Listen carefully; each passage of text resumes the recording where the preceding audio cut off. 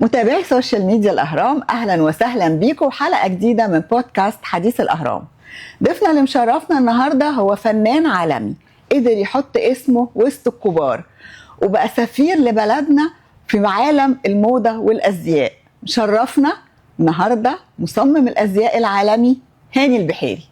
اهلا بيك يا استاذ هاني. اهلا بيك يا استاذه سالي، وحلو الكلام اللطيف ده. انا بحاول والله اكون كويس، بحاول.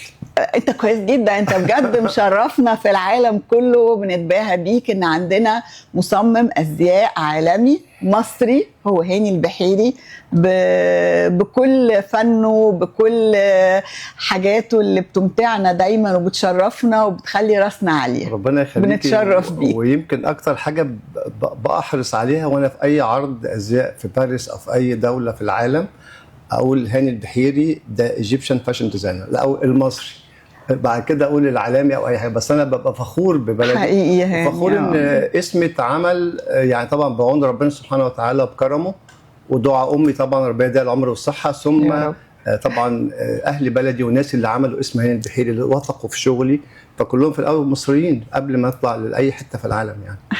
حقيقي. انا عايزه في الاول نبدا معاك تحكي لنا كده. الاول انا عايزه اسالك، انت اخذت احسن مصمم ازياء في 2025. الحمد لله يا رب العالمين. مبروك.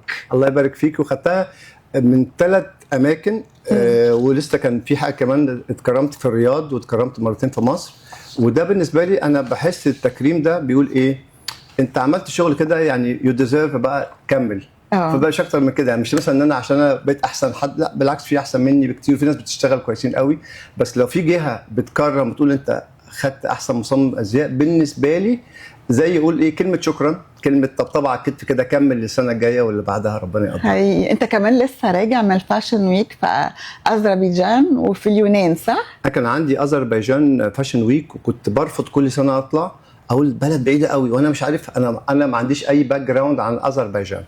فعشان كمان الرحله طويله لتركيا، ثم في ترانزيت، ثم اذربيجان، مده مثلا 11 12 ساعه ما بين الترانزيت والطيران. ففي الاخر وافقت، عشان كان عندي في الصيف كان عندي كذا دروب كده، كنت لغيت كذا عقد كنت عامله فاشن شوز بره، عشان كان في ظروف امي كانت مريضه. طيب لما ربنا خد بيدها شويه بدات ان انا اتجاوب، فسافرت وانا مش عارف اعمل ايه، هيبقى لطيف مش لطيف. لقيتهم عندهم ثقافه جميله جدا وحب لازيائي جدا، هم عندهم بيعملوا حاجات تراثيه، بس انبهروا بشغل هاني البحيري اللي هو. وافتتاحيه الفاشن ويك كانت هاني البحيري، كانت بالنسبه لي اول فاشن شو اول يوم ده بالنسبه لي واو، جوه المتحف الوطني، فكان بالنسبه لي حلو قوي.